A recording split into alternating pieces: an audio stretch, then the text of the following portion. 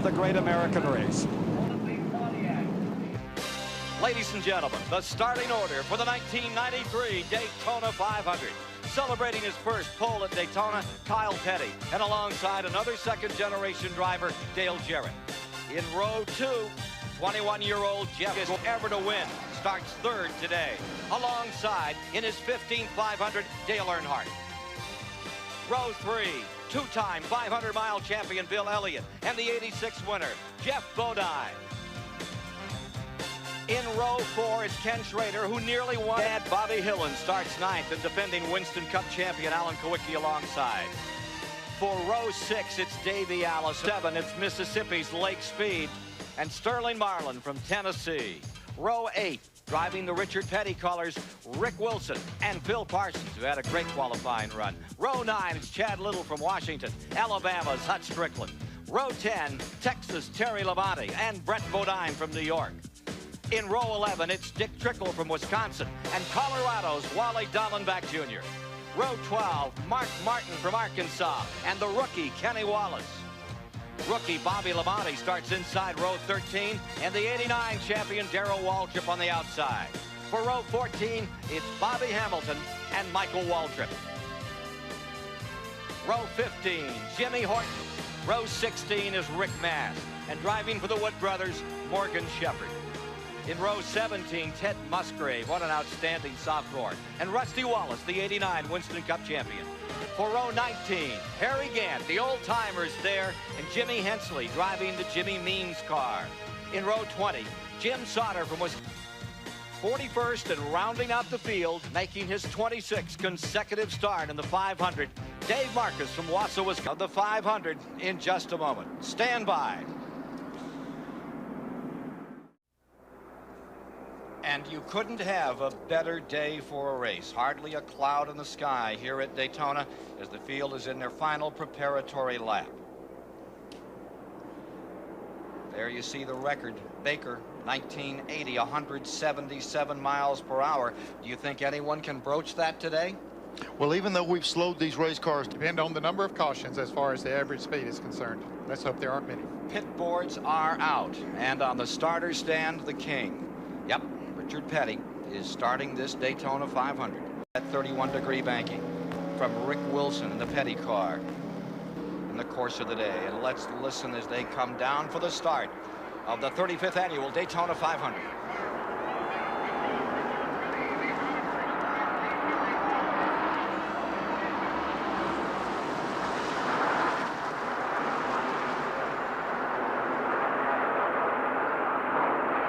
We have a race.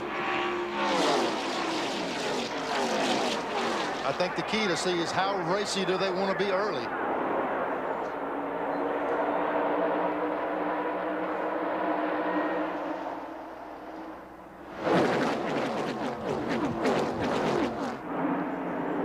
Three wide in the backstretch. 21-year-old Jeff Gordon down to the inside, going for the lead at turn 3. Gordon to lay back and learn, but here he comes. And Kyle Petty didn't want any of that three-abreast racing. He's back there at three-abreast, but he backed off going into that turn. Who's going to lead this first lap? Down the line, lap 1. Gordon from Pittsburgh, Indiana. The kid that blew him away on Thursday comes back and leads the first lap.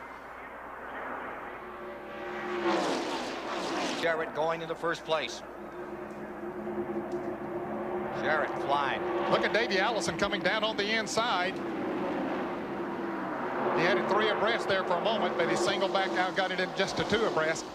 Certainly through the trial is not the place to be 3 abreast, but look back there, Darrell Waltrip is doing it down on the inside. Boy, Dale Jarrett had been strong all week long, and the consensus through the garage this morning was the 18, the 3, and the 15, and that's the 3 cars we're seeing out front. Caution flag is out. Yellow is down. Apparently debris on the... That could be Dick Trickle, who's blown an engine in the Raymock car. Remember the 5th place finisher a year ago? That was Dick Trickle driving for Raymock. Raymock's had some great finishes here. Second with came out at lap 3 for Dick Trickle.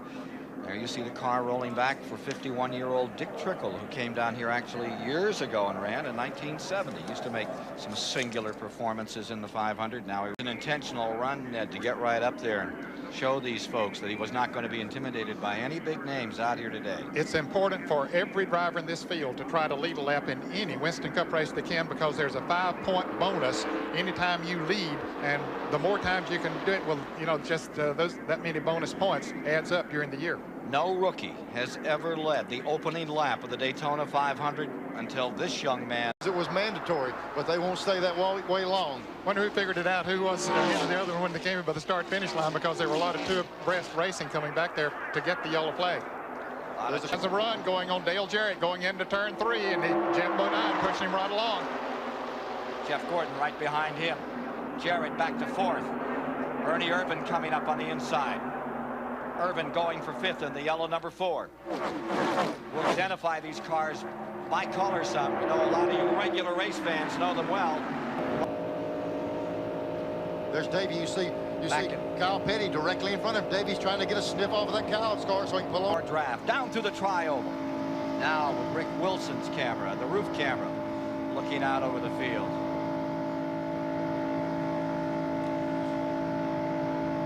See, it didn't lift when he went an hour that last lap. That's faster than the qualified. Bodine trying to push forward up in front for the first time in the 35th running of the 500. Jeff Bodine, number 15. Remember 86? Earnhardt had it won. Not to be. Earnhardt came home all the way to within 10 laps. Then ran out of fuel. And Bodine took the checkers. That's Ernie Irvin, 1991. He won it. Irvin has a Chevrolet buddy of Ken Schrader down on the inside with him, and that'll help him. You need, as Neil mentioned earlier, you need a couple of cars working together to be able to make a pass. It's no different than having a boat and having one engine on it and taking that same boat and putting another motor with it. They're busting open the same amount of air. You just need more power to make it happen. Ernie Irvin on the inside. Number 11, Elliott on the outside. What's unique about this, Irvin can see that opening up there in front of Bill Elliott, but he just can't get there. You just try and say, come on, car, come on, but he can't get that pull up there. Battle for 5th.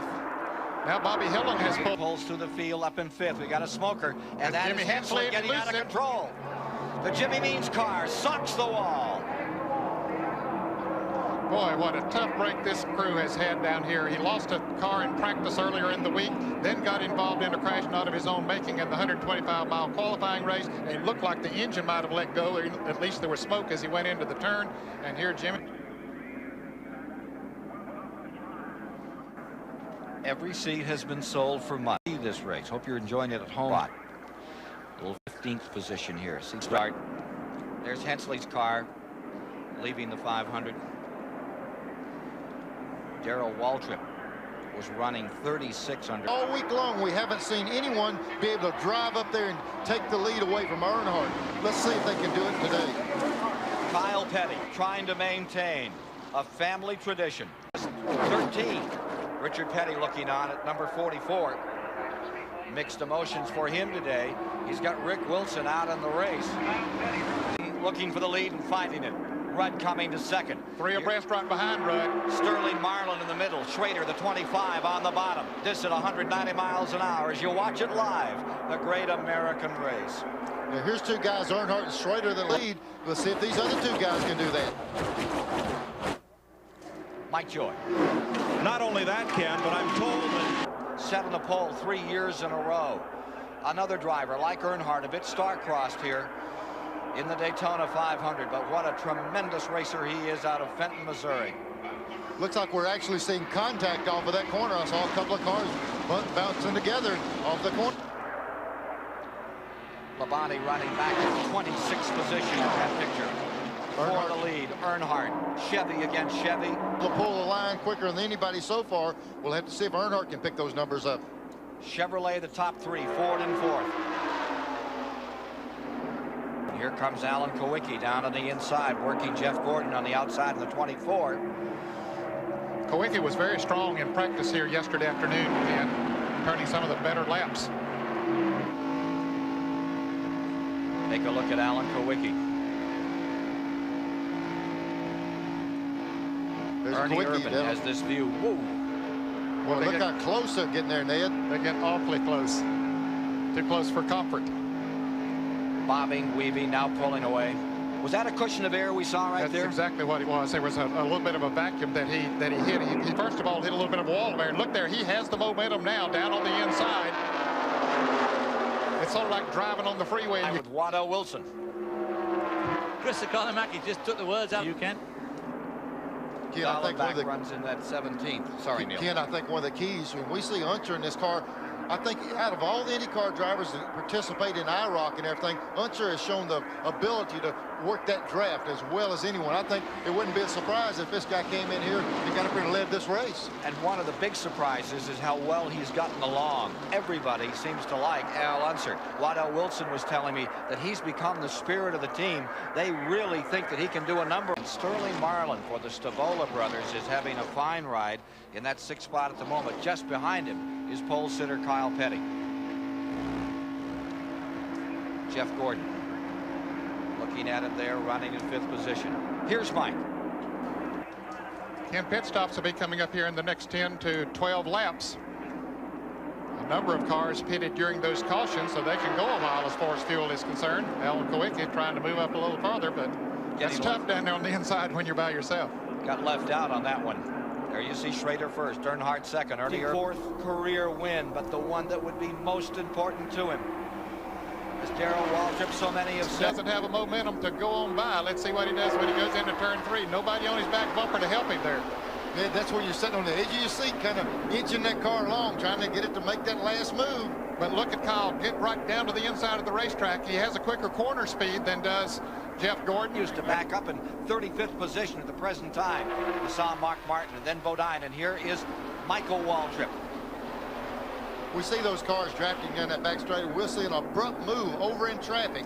When that door opens, you jump in there. You don't worry about how rude you are. You better get out of that inside lane and get out there in that draft. Dale Jarrett back in front of the field, slides in here.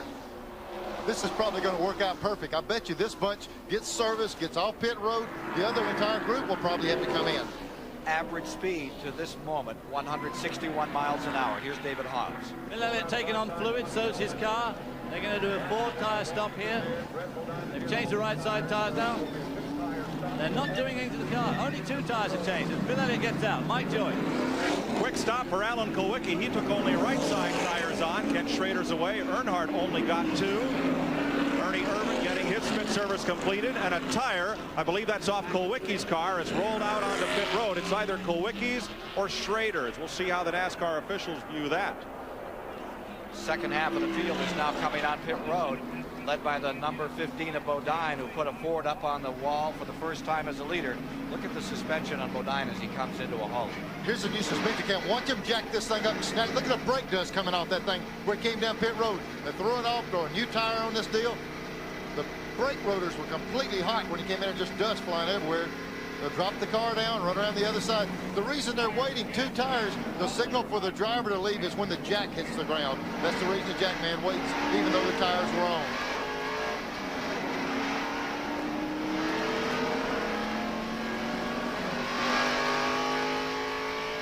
Here he is coming up to speed, running around the flat part of the racetrack, getting it back up to speed.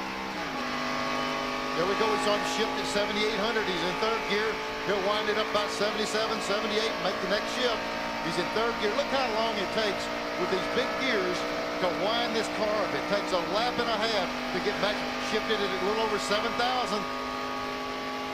Mike Joy. Ricky Rudd's car will not move. He got it into gear. It wouldn't go anywhere. Now Davey Allison's pulled into his pit, 1 pit behind him. So we'll get chased out of the way as they try to get Rudd behind the wall and give Allison room to get out of the pit. But Ricky fired it up. He started to take off, and I believe he may have torn something in the drive line out of the car. They're still checking.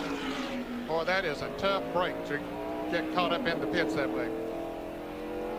Boy, for it to happen like that, it's got to be a transmission or drive shaft or something. Just rip the gear out when they drop the jack.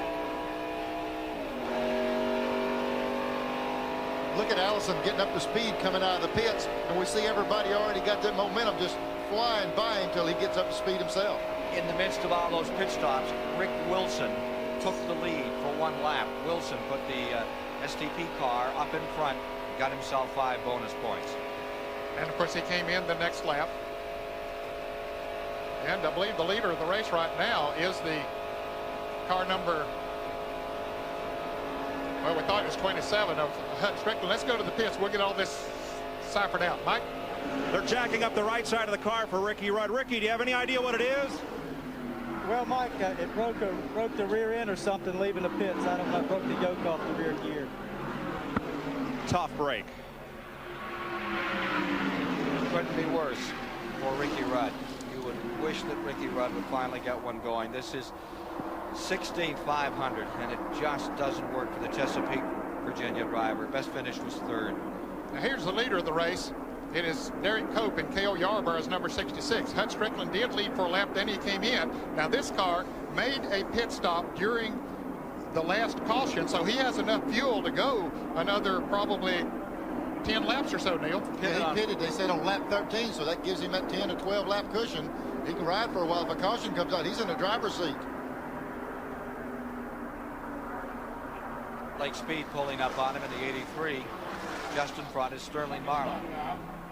Derek Cope in the 66. First complete pit stop under green. Brilliant work down there. Here's Horton in the number 32 on pit road. Originally out of New Jersey. Great short track and dirt track driver. Trying the Winston Cup and looking good here. We saw the 22 car of Bobby Labonte pulling in the pits here. Bobby cut right across as he came in, coming in for tires. Looks like they're going 2 tires strictly because of the time involved. They can't afford to put 4 on and get behind. Bobby Labonte had carried those colors up to second spot before he was forced to pit. And there's Ricky Rudd. Big trouble there.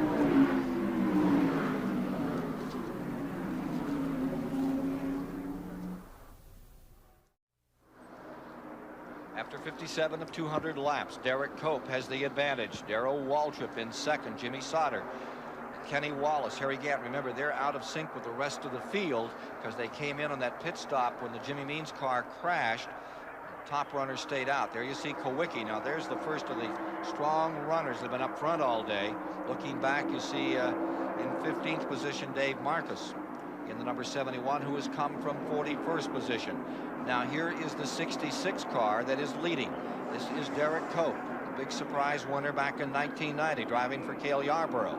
And there is a 5-second interval on the track to where Darrell Waltrip is running. Here's Waltrip running in the second position, and he's been off his feet today. Behind him is Kenny Wallace in the number 40, followed by Gant. Jimmy Sauter was up in that group. He has just pitted. It's the first race that Cope has led since back in 1990 at Atlanta. He's looking pretty stout right now. They tore up a car here earlier this week. Yeah, they had a little bit of trouble with the car, but they got this one here a lot better. But this guy's with that out of sync deal. We just saw the big pack a while ago with Kowicki and those guys. After we have the shakeout here on when the 66 car's got to pit the next 5 or 6 laps, then it'll shuffle right back to the other people that were leading. Now you see Kowicki, Alan Kowicki, who is back in this field big with Dale Earnhardt right behind him in the 5th and 6th position. And Mark Martin is there. He'll be in 7th. That would put... And the Ford, if he stays up there, the Ford fans are going to have something to cheer about. There's been a lot said down here in the last 10 days about the Ford Chevrolet. Chevrolet sort of won everything that's been going, but the Ford drivers certainly haven't given up. And Kowicki, as I mentioned earlier, was very, very strong in practice here yesterday afternoon. So no big surprise that he's leading that pack of cars that have pitted. Here's Darrell Waltrip now making his pit stop. Waltrip drops off. That leaves Cope in front. It moves Kenny Wallace to second spot.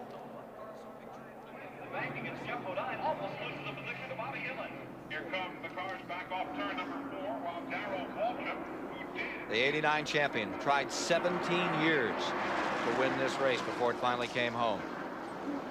Now there you see the number 40. That's young Kenny Wallace, Rusty Wallace's kid brother. Used to be a crew member for Rusty Wallace. Out here driving a second Felix Sabetta's car, a team car, to the Kyle Petty machine. And one of those top rookie drivers for 1993 in NASCAR Winston Cup racing. Looks like he's dropping to the inside to come in this lap. He's stretched it as long as he can. He's coming in. So Waltrip is pulled in. Now Wallace is pulled, and that leaves Cope and Gant running 1 and 2. Let's go to David Hobbs. Well, the pit's down here is ready for Derek Cope, the current race leader, to come in. All city on the wall there. 2 tires ready. Windshield cleaner, fuel, oil, help for the driver. A lot of excitement down here. The Bob Johnson-led crew waiting for Derek Cope. They had a very unfortunate run in the 125-mile qualifying heat back in Thursday. Mike Joy's got something for us. Now, all of these are cars that stopped under that early caution flag. Darrell Waltrip's stop was a scheduled one. You saw them take one around to bite out of the left rear on Kenny Wallace's car there as they made the tire change and filled him up.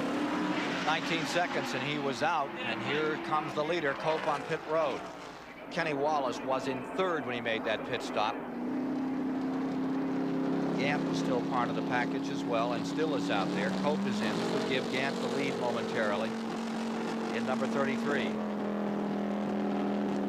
Bob Johnson. They took a round to bite out of the right rear of that car. Looked like they're having a little trouble getting the fuel in it. Dale Yarborough team away in 21 seconds.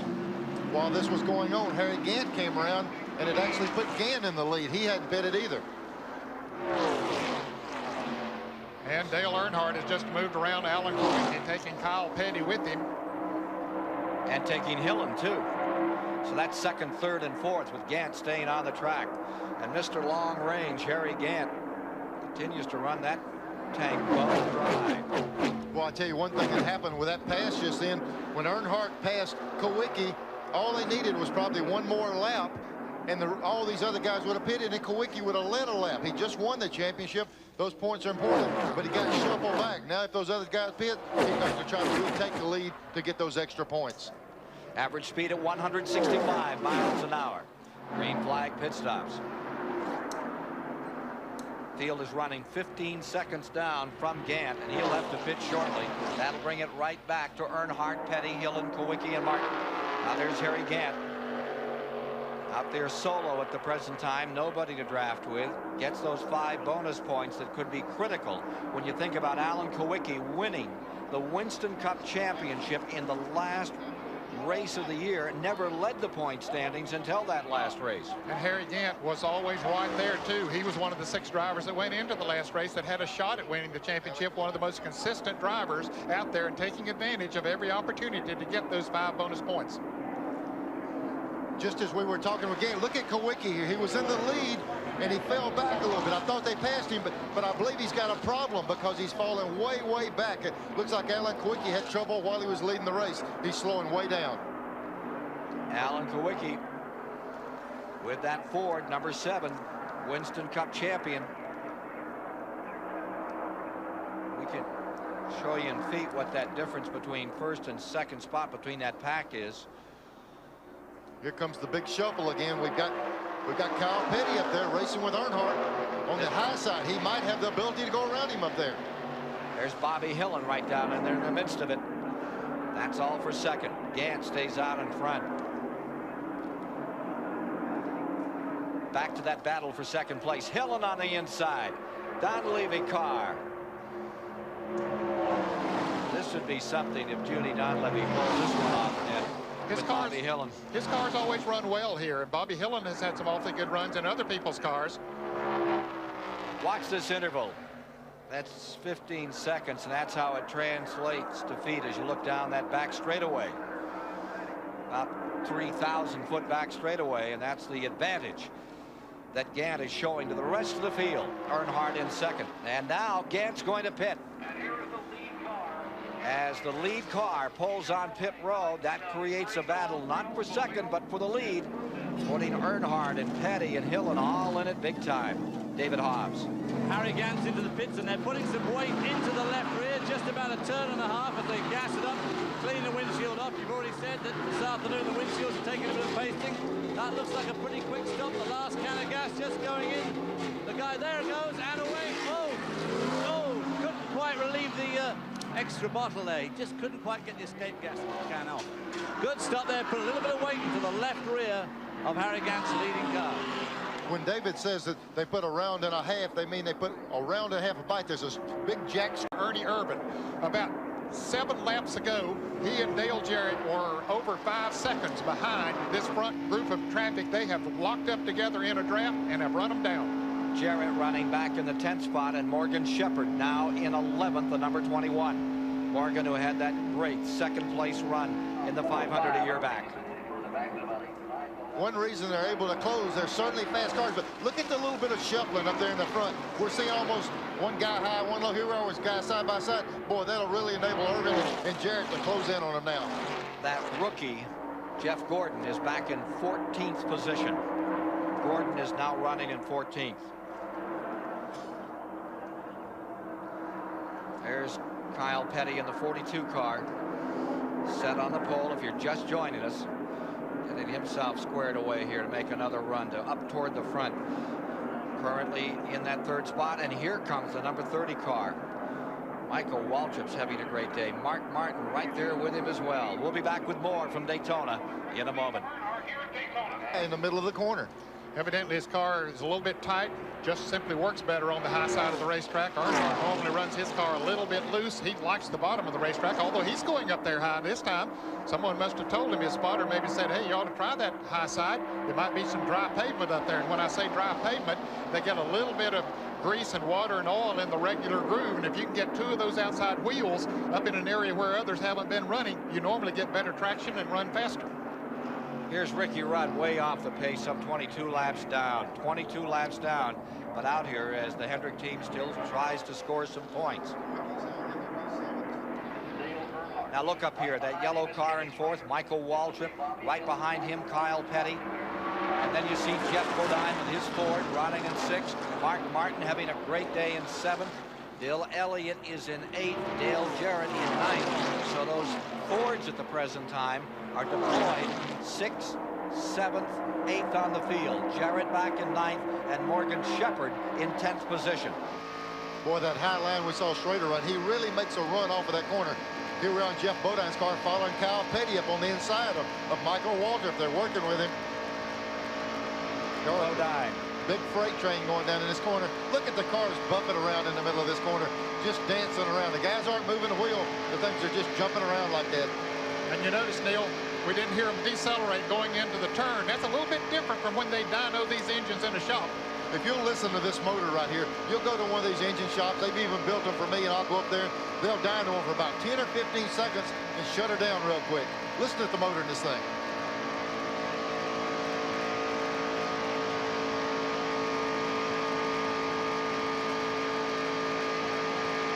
They just continue to run it wide open all the way around. You can see Jeff Bodine giving a little bit of a signal to someone behind him.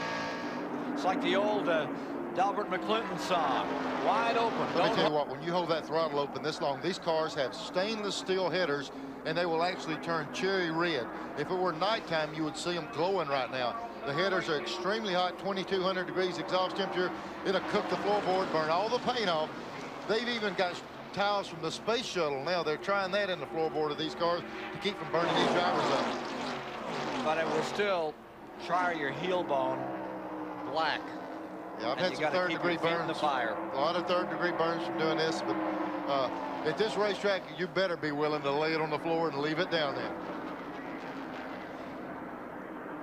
After 77 laps, take a look at the leaderboard here.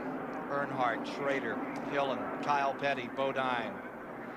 Sport is in transition for sure, isn't it, as you look at this leaderboard, Ned? It sure is. Kyle Petty has dropped back. Of course, Ken Schrader has taken the lead since this came up. But, well, I'll tell you, there's just so many drivers that have the cars and the teams that can make them run up front. Jimmy Spencer back there in 15th. Wally Dallenbach now back in 20th. Rick Mass just in front of him. Here's Lake Speed, had a great run back there a few years ago. Alan Kawicki has fallen to 25th now. Good day for him. Joe Ruttman, who's had some pretty exciting runs here, shows in 26th position. And Waltrip, not happy about that one. We go back through the field. This as of 77 laps.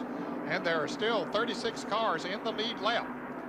Kenny Wallace is the last car on the lead lap, and the first car out of this, or second car out of this race skin was Jimmy Hensley. We saw him blow an engine, and he's right down there now with Chris Econometric.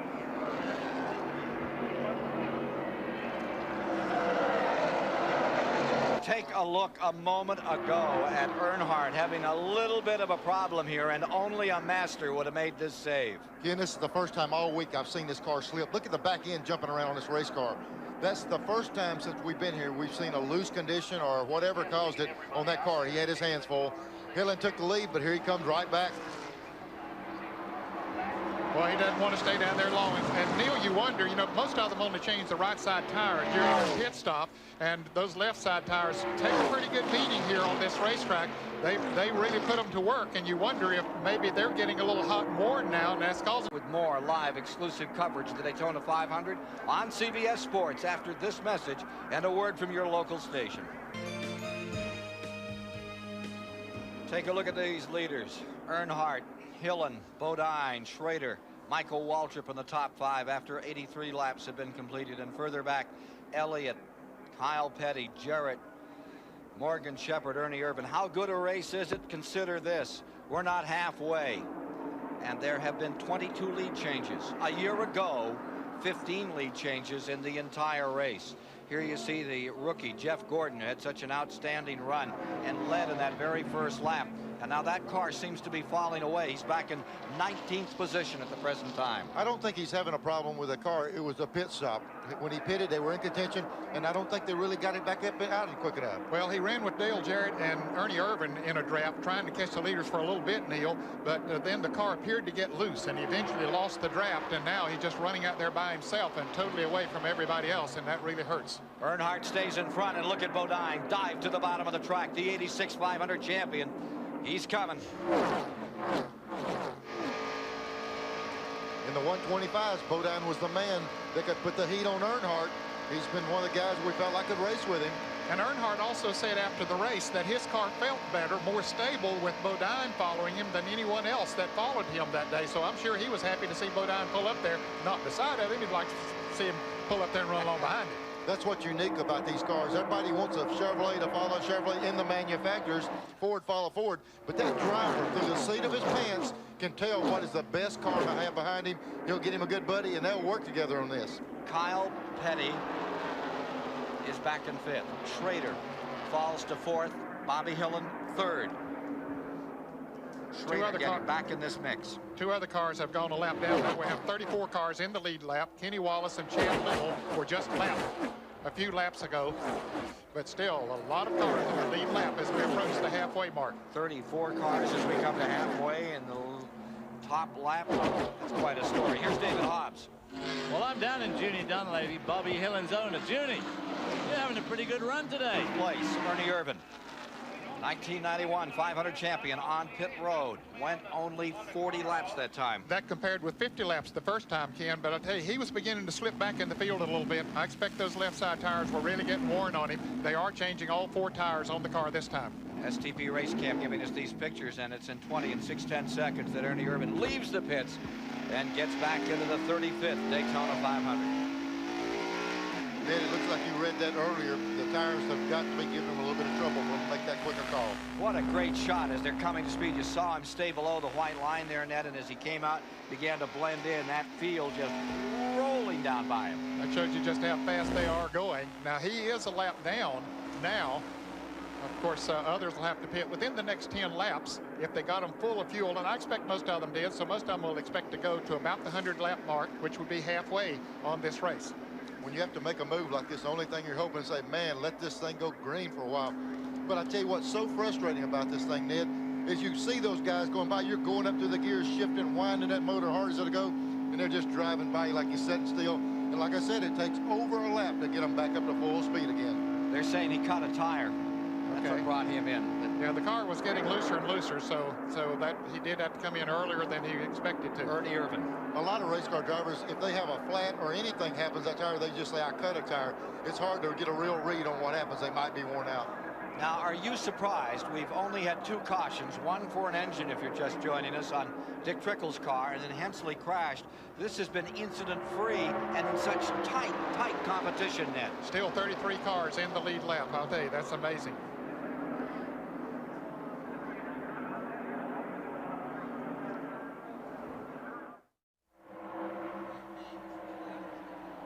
Getting down to halfway in the 35th running of the Great American Race, the Daytona 500.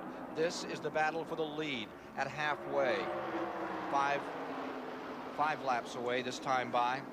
Kyle Petty ducks to the inside. Amazing, that car. Remember, it's set on the pole when the day started. Earnhardt's right beside him. Dale Jarrett's moving back into it another time. He's in 10th. Brett Bodine is up to 9th. And Brett Bodine is just clawing his way through this field. He is flying down to the bottom and picking up positions now. Yeah, the car is really working down on the inside. He's up to 7th. And he's still closing ground. Green and white, number 26. The Kenny Bernstein car on the bottom of the racetrack. Flying through traffic. Pulls up beside Hillen. Looks like Bodine at halfway wants to be up among the leaders. His car owner, Kenny Bernstein, 3-time World Drag Racing champion, walked away a miracle yesterday from a 300-mile-an-hour crash at Pomona. Mike Joy has more on that story. Kenny was in the finals last night of the season opener of Pomona against Joe Amato, and as the car got 2/3 down the track, they had a blower explosion. The engine exploded and the car virtually disintegrated. When Kenny stopped moving, he and the backrest of his seat were sitting alone on the racetrack. The rest of the car was in very small pieces. He was to fly here to watch his car run in the Daytona 500 today. But he's still back in California resting, but he is okay. It was a very tough, grinding crash for Kenny. One of the most respected, I think, beloved racers ever in drag racing, Kenny Bernstein. And he is a guy that they like down here in Winston Cup racing a ton. Bernstein's car down to the bottom of the racetrack, running right there with the Don Levy car. Meanwhile, up in front, look at this one. Here's Kyle Petty taking the low side. On the high side, Earnhardt. And right behind them come Jeff Bodine. Ned, I saw you look over at me when Kyle Petty made that pass. Usually you have to creep up there and creep on by. Kyle Petty drove by Earnhardt like he was tied to a tree when he took the lead just a minute ago. That car also is working well down on the inside, as is Brett Bodine's car. He just has a good setup for the bottom side of the racetrack right now on those worn tires, and it's working really good for him. You know, a lot of times we have a big halfway bonus, and maybe that's why he decided to get up there. We're coming close to the halfway point of this race. There's a bit of smoke coming off Bill Elliott's number 11 with the Junior Johnson team as we check the lap time here, Ned. They're coming up. Kyle Petty is about to put a lap on Alan Kowicki, who is having problems. Kowicki is in 33rd place. There you see the 33rd place going a lap down. Of course, he has lost a cylinder running on 7 cylinders. Top 3 cover the line. 48.6. Yeah, the speed has slowed down considerably, and that's because of the worn tires. The left side tires have been on there since they started this race. They've gone a half a race with them. That's what they wanted to do, especially if they run under green flag conditions, be able to run at least half of the race on left side tires, change the right side every time. Elliott on pit road. Bill Elliott brings number 11 in. And some smoke coming out the exhaust pipe on that car. Yeah, he's got a problem there with that right side engine. Looks like he's dropped a cylinder. Dropped a cylinder. A valve or something, but they've got a problem on that right bank. 2-time winner of the 500 in 85 and 87. Last man to win it from the pole. They're pulling the pins. Going under the hood. Well, this is a tough break for Bill Elliott. And you saw Horton, number 32, getting back in it again. Halfway right there. There was a race to the line. It was hard to tell who led it. It looked like maybe Earnhardt and Kyle Petty was almost a draw. That was the halfway mark. Think you want to split the money? Here's David Hobbs. Johnson himself trying to cool this engine down with a water hose, but it seems to be blowing oil back badly. It must have blown a piston, or at least the rings. There's oil all under the engine cover there. The mechanics are looking, they can see the oil on the hood of the car above Mike Beam's head there. It's obviously blown off the filler cap on the left-hand bank of the engine there. They don't seem to be looking too excited about it. I think they're going to wheel it away. This is the second time this week that this car has suffered from severe oiling problems. We were told the other day they were using an experimental oil system, although we all thought perhaps I'd left a cover off. Pit stops coming up. Front of the field coming in. Earnhardt coming in. And everyone's going to make it in this time. Let's see who's going to grab the lead as they come by. I think it'll be Kenny Wallace going back out in front. No, he went left down a little bit ago, so it couldn't be him. 28 will take it. Davey Allison will be the leader now. We have some 20 cars on pit road. Is that the first time Allison has led today? He'll get 5 bonus points. Here's Mike Joy. Dale Earnhardt getting right side tires. This will be a 4-tire stop. Just past him, Mark Martin is getting also 4 tires. Right behind, Jeff Gordon has brought his car into the pits. Sideways pit entry here, and he will get just right side tires. Second can of gas up and going in. A little early. barely getting that first can out. They may not get quite a full load of fuel for Gordon here. A little trouble pulling the fender away on the right front. He ran over a little piece of debris there with that spoiler. They've got him down and away. Not a terribly quick stop, but it shouldn't hurt him too badly. They were working on the car, putting tape on the thing. They were trying to work on the car. Evidently, it's a little pushy or something. They were changing some stuff. Really couldn't get a good. I couldn't really see exactly what happened, but they were working on the front of the car. Davey Allison became the 12th different leader in the 500, now on pit road. Number 27 now takes over in first place. Hut Strickland in the second Junior Johnson car. This was a Sterling Marlin ride with different colors a year back. Hut Strickland out of Alabama, now driving for Junior and leading in the 500. Here's Mike Joy. Ken, Davey Allison got 4 tires as well. Jeff Gordon had complained his car was handling badly in the draft. It had developed a bad push. That's what we've seen all week when cars run a long number of laps under green. So they tried to loosen his car up a bit. Most all the tire temperatures I've been seeing are about the 165 to 180 degree mark. No real problems as far as that's concerned. Thank you, Mike. And there you see plumes of smoke coming out of the Elliott car. She's been on pit road a considerable amount of time, over 3 minutes now, Ned. And of course that has taken away any chance he'd have of winning this Daytona 500. Boy, that thing is so hot. They had the radiator cap off. It's so hot he won't even take water in. Let's go down to David Hobbs. They got a big problem there. They tried to fill it up. They got smoke pouring out both exhaust pipes. We thought at one stage that one of the cylinder head gaskets had gone. Well, obviously it's not that. It's something throughout the whole engine. They tried to put more water in, but you know what it's like when you take the cap off. You just cannot get the stuff in there. So they're dejectedly pushing the car away. Bad start for the Bill Elliott 1993 season. Over 4 minutes and going behind the wall. Bill Elliott. They jokingly named that car the Valdez the other day after the oil down. Oil spill. Man, I tell you, it looks like they're having problems right off the bat. Apparently it was overfilled with oil in that Busch Clash, and it cost them. Today, something else goes amiss. New crew chief Mike Beam having a lot of headaches starting the year. This Daytona 500 race summary is sponsored by STP, The Edge. Race summary after 260 miles have been completed. 12 lead changes. Now note the record for lead changes in this race, 15 back in 1974, and with Hut Strickland moving into the leader category in this race, 12 different leaders, that record could be broken today. The other thing is the average speed at 172 is getting up toward that 177 mark that Baker set in 1980. You saw the attrition there. The Bill Elliott car still has not officially retired. It's behind the wall being worked on at this moment. And at this moment on the track, Derek Cope, former winner of the 500 in that Cinderella story back in 1990, for the moment has the advantage for the great Cale Yarborough. Of course, he's off sequence as far as pit stops are concerned. He'll be able to go another 7 or 8 laps. Looks like Alan Kowicki's car has slowed dramatically on the backstretch. Don't know if he's going to be able to continue on. He had lost a cylinder earlier, and look at him, the 1992 NASCAR Winston Cup champion, going very slowly. Could have run out of gas, but we'll see what the situation will be. There's Harry Gant being shown in second spot at the present time with that number 33. Of course, he too is off sequence on his pit stops. Davey Allison looks like he's coming in. That would be an unscheduled stop. Definitely. He made a pit stop not too long ago, and having to come back in. Here's Mike. You're right, fellas. Davey thinks that the right front tire may be going down. At first they thought it might be just a difference in the air pressures from the set of tires they had on previously. But the spotter stationed high atop the grandstand called in and said it looked like the right front was soft. So rather than take a big gamble, they decided to bring him in here. This will hurt his chance of winning, but greatly increase his chance of finishing the 500. Those STP race cams giving us these pictures as Davey Allison comes back on the track.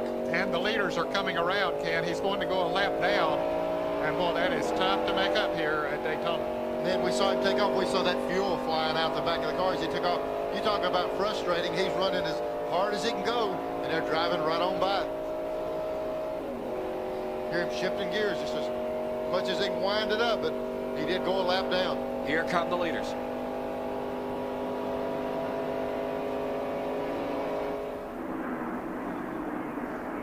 Right past him.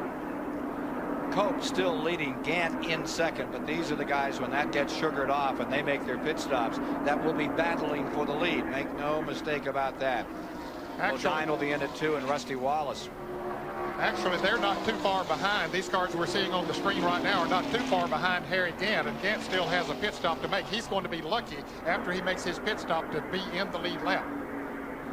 Second time he's been up in front today, and we'll get a gander at that interval right now. Give you folks at home an opportunity to see by how much, Mr. September, Harry Gant is leading here in the 500. There's Lake Lloyd looking pretty calm out there this afternoon. And 14 seconds down the backstretch. That's about where he was before, wasn't it, Ned? Yeah. Of course, Derek Cope, the man leading this race, Gant is running in second place. Cope has yet to make a pit stop as well. We're going to have this out of sync all day long until we have the first caution and to get it sorted back out. And we've got like 2 different races going on in between these caution flags. Excuse me, in between the... 4-time winner of the 500, and who will forget back in '83 and '84 when he gave us those great pictures in winning this race. Won it with Junior Johnson, great champion, but he's never won as a car owner. They're coming in. When KO says the car is pushing, it means he turns the steering wheel and the car will not turn. The front end continues to go straight. They compensated for that. They went too far. He said it's loose. That means you turn the wheel in the rear and almost flies out from under the car. So they're going to have to hit a happy medium between the 2 problems they had.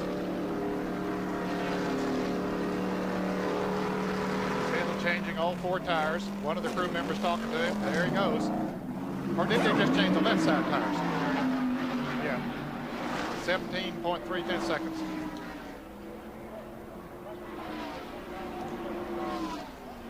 Here's Chris Economaki with a very unhappy driver. This Daytona 500 looks like it's going to be the typical Daytona 500, a barn burner to the finish. And as you look at the standings, Bodine 3rd, Wallace 4th, Shepard 5th. Further back, Martin, Irvin, Brett Bodine, Hut Strickland, Bobby Hillen.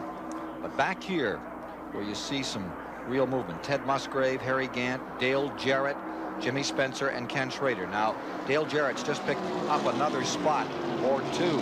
He is run down this lead draft all by himself. Kenny was about 12 seconds behind this big pack of cars, and he reeled them in without any help. And once he got to this group, he's been picking them off in a hurry. So car's got a lot of strength. Now this Musgrave in the 55 car is running in 9th place. Here's David Hobbs. Harry Gant's pulled in the pit for his regular pit stop. He puts some more weight in the right rear. The fuel man follows him down the pit. Harry leaving a lot of smoke there. Smells like good old tire smoke as he goes back into the race, but something's wrong with the car. We'll try and find out what. Back to you, Ken. Watching this battle further back in the field as Gant, who had been leading, made a pit stop. And you see the number 18 Trying to reel him in. You're talking to that race car, but there's just nothing you can do but hold it on the floor. Davey Allison on pit road, defending Daytona champion. Trouble here.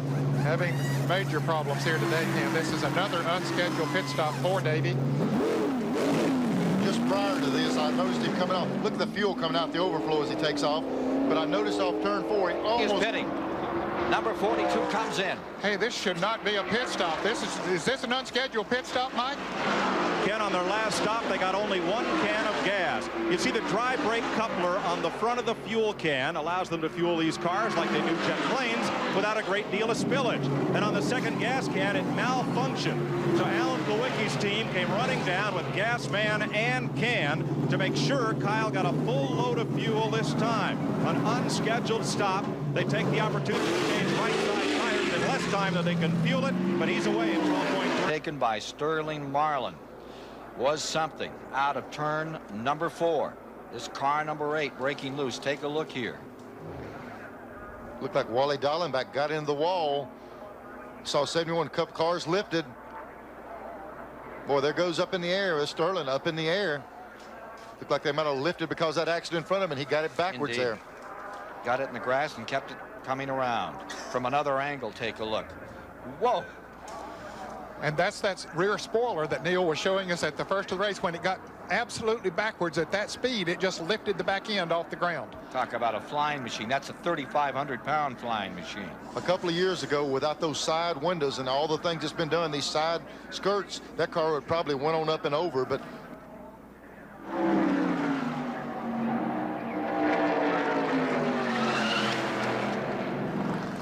look at Joe Ruttman. Yeah, coming into the pits, he said, what in the world is going on? The air would get on the cars, turn over. NASCAR paved that area, and it really helped set that car back down. Saw some very nasty accidents up there before. Lucky Sterling Marlin. Leaders all coming in. Let's take a look at the leaderboard as you watch feeding time for the elephants here on pit road. Earnhardt, Irvin, Jarrett, Bodine, Hillen were the leaders at lap 129. Mike Joy has more on pit road. Earnhardt's crew at work. They call them the Flying Aces, and you're about to see why. David Smith on jack. Chocolate Myers tosses that empty gas can. Bobby Moody, Will Lend. New crew chief Andy Petrie. Tire changing there. Left side's off. Car is all the way up in the air. Tires were off before it was. Hammer home those lug nuts. Down he goes. He's gone. So are the Bodine brothers. You know, we just saw earlier, Ken, Ricky Rudd's transmission or rear end brake taking off. Everybody says, well, why do they do that? Why do they spin the wheels? These cars have got such big, tall, high ratio gears, you just got to rev the motor up and just drop the clutch like a drag car, or you just can't get it rolling. Mike Joy. They're trying to find the misfiring problem on Alan Kulwicki's car. Earl Parker of Champion has brought them a tool to measure the electric flow through those wires and see if the plugs are all firing properly so they can find which one to change, or at least which cylinder has the problem. If we got an opportunity to take another look at that Sterling Marlin incident, I think that Michael Waltrip was the one involved. I thought for a moment it might have been a Phil Parsons number 41, but it looked like Mike was in there with Dallenbach on that incident up in turn number 4. And we also noticed just a moment ago the Ernie Irvin crew was out here. They see, I know they were waving, give their guys some confidence, or if they were concerned about something as he came back on the track. The Ernie Irvin car. Here you see Davey Allison coming back out again as well. Let's take a look, Ned, at this TP race cam. And that car number 42 continues to wind its way back into this field, currently being shown in 17th position. Years. He was an old tire buster for years. That's how he got started. Buddy Parrott won Daytona 1990 with Derek Cope. Trouble on the backstretch. Straight away. Going into turn 3. Rick Wilson's car has been collected in this crash. There's Hamilton's car. Rick Wilson dropping down to the inside. The number 44 car. Well, you can see he has it headed back towards the pits now. A lot of damage done to the right front. Certain to kill the aerodynamics on the car. I don't believe it would measure up to those templates now that Gary Nelson has. Chasing the car and run into the garage without a set of wheels under him. Looks like they're going to try their best to get him back out here. You know, while Richard and these guys are in the garage, Jeff Bodine is on pit road. But he's the only one of the leaders got the hood up. Looks like they're working. Maybe he's running a little bit warm. They're working that, cleaning that grill area off. Put a little water in. See the radiator, the water hose over the deal. They stuck a little bit of water in. He must be running hot. 86 champion of the 500. Let's take another look around it. Here's what created this disaster for the Petty team. Well, you can today. see Rick Wilson was down on the inside at the very top of the screen. There were 3 abreast going into that turn, and it looks like he just clipped someone going into the turn. Bobby Hamilton was up on the outside. That's the bright pink car you see, or they're calling it pink. It looks almost orange, but they stayed together up on the high side of the racetrack for a pretty good little bit. Thank goodness this is it did the stay aftermath. up there. Yeah, it's a good thing it stayed up there, Ken, because if it came, look at the traffic coming by. Good thing they stayed up long enough for that traffic to clear. Then the track will actually sweep it clean. They'll come off that banking. Rick gets it right up against the wall, and then he cuts it down after everyone clears them. From Wilson's car, we're going to see what happened. Rick Wilson, there's Irvin. He had moved up to second place around Dale Jarrett just as the caution was coming out. Here's Mike Joy. We're seeing some interesting strategy played out here. This looks like a normal caution flag pit stop, but it was carefully timed. There are 58 laps left in this race. Ernie Irvin, Tony Glover, engine builder Runt Pittman and their crew feel they can go the distance from here. Barely. So they brought Irvin in now. The rest of the leaders are staying on the track. They will likely pit when the indication is 1 lap to go to be sure. Yeah, so far here today, it's just been, and there's trouble on the backstretch. It's Ernie Irvin's car that's slapped into the wall. Looks like it's hitting a ton, too, on that right front. Now you wonder if that strategy, they'll say, I wish we hadn't done. Don't know what caused this, but... Boy, as Ned said, all of that strategy's out the window. He's sitting completely on the bare rim, so that one right there will be headed to the garage.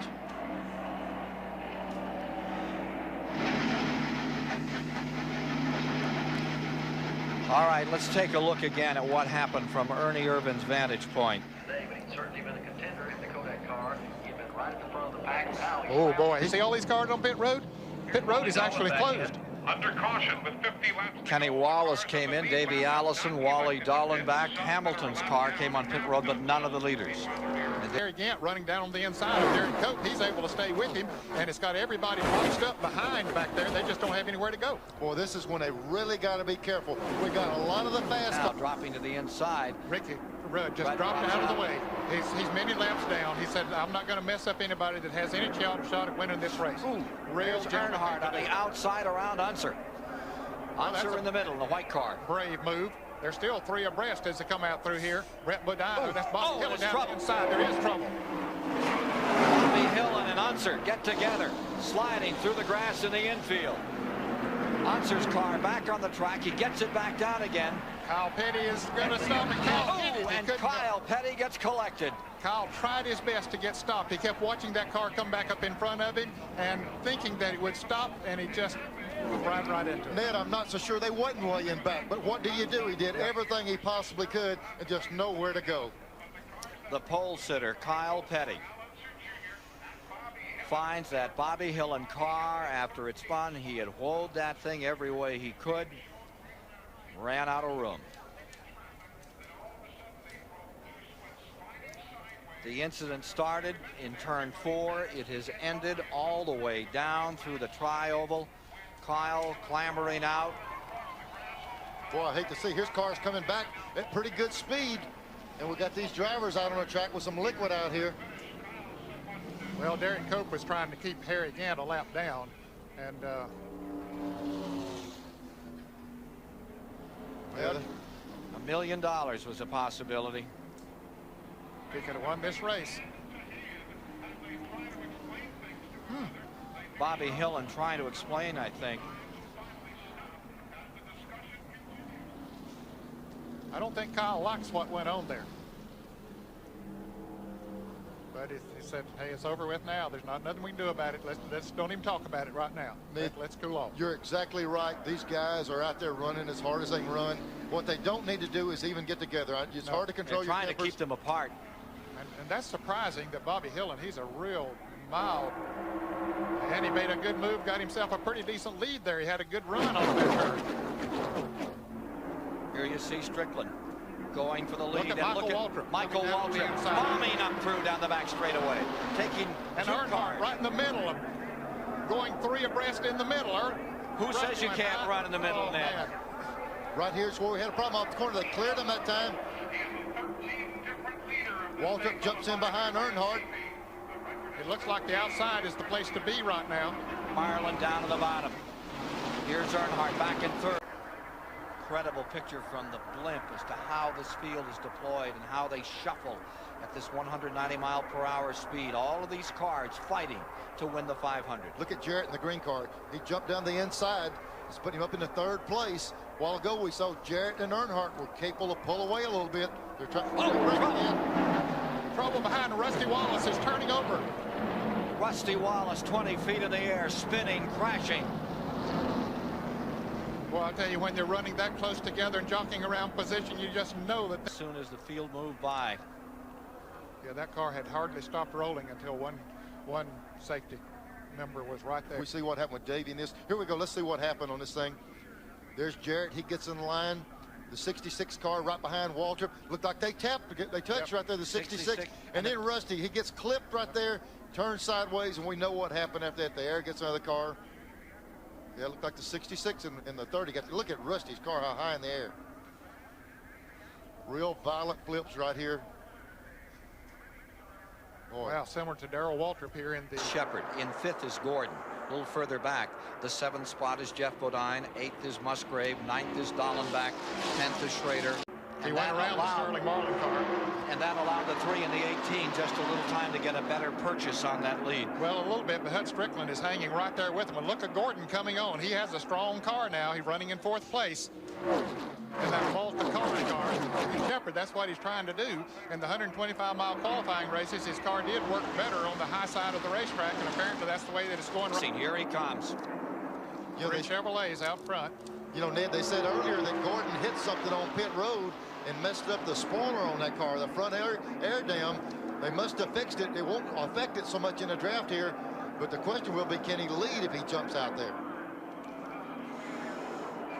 Jeff Gordon has said, I was racing sprint cars, and those are mean race cars. I was racing sprint cars before I had a driver's license. You learn well right through to the finish for you. In this, one of the most exciting Daytona 500s in history. At this moment, Dale Earnhardt is leading. Right behind him is the rookie, Jeff Gordon. And then you see in 3rd, Dale Jarrett, and the 86 champion, Jeff Bodine, has pulled himself right back into this race in 4th. Hut Strickland is in 5th. Pittsburgh, Indiana's Jeff Gordon looks over Earnhardt inside and outside. Ray Evernham, his crew chief, has great faith. The lap countdown continues. There you see Jarrett throwing that car down onto that first turn area, the west end of the speedway. Earnhardt has led 100 laps of this race, Ken. That's half of it. Ned, I was wondering, you can see on the front of Jeff Bodine's car, he has some damage on his car there, which is hurting it aerodynamically. I tell you, he's doing a great job of staying up there with those front runners. We're trying to do it before the white flag. They all want to win the big one, and they'll do whatever they think they have to do to win it.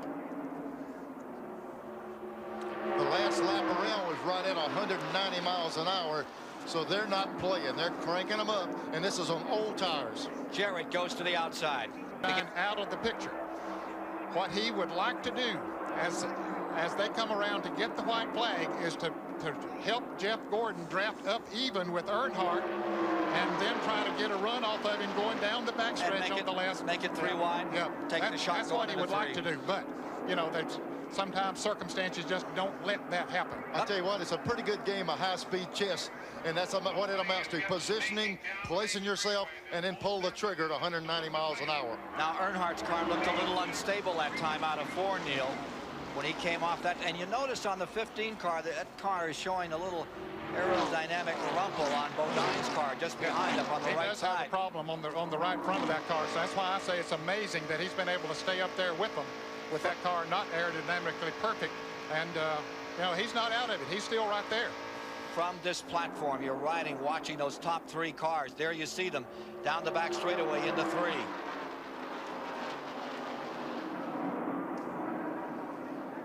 There's Jarrett. He's looking at that high line again. He wants to get a good run off of this corner. The other 2 cars are nose to tail. Gordon took a look to the inside then. He's going to try looking again. Here comes Jarrett dipping to the outside as Gordon went to the inside. Looks like he's going to clear him, getting down in the corner. Into Martha, he's going to be okay, dear. Ned, she's quit looking now. Yeah. Down for the finish.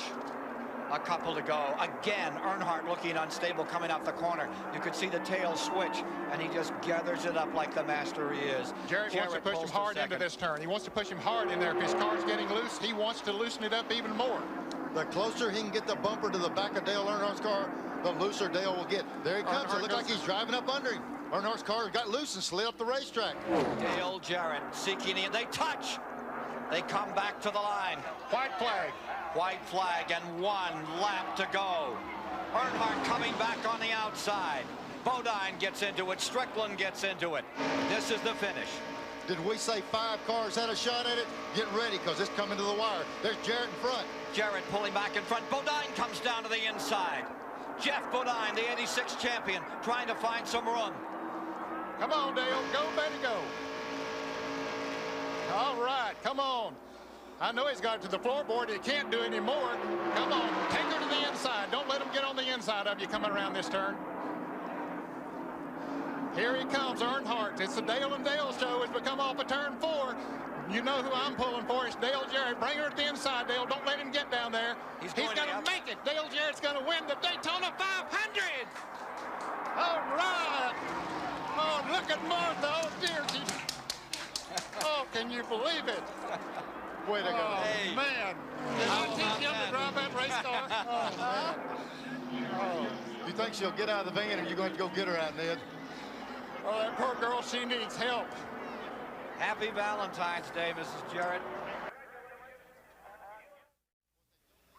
And let's take a look at the final results on the Daytona 500. Dale Jarrett wins his second Winston Cup race and winning the biggest race of them all. Dale Earnhardt will have to go to 16th before he tries again to win this race.